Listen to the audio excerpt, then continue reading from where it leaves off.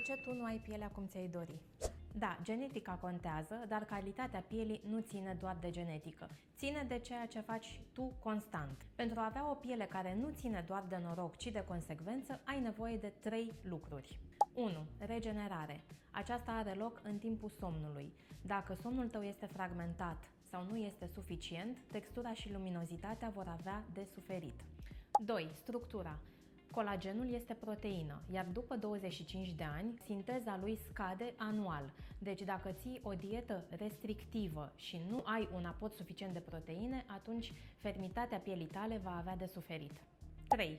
Controlul inflamației. Aici mă refer la gestionarea stresului, dar și la alimentație.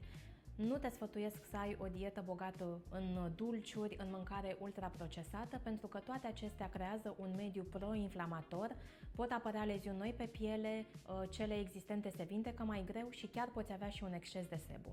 Înainte să cauți procedura perfectă, optimizează și aceste 3 elemente de bază.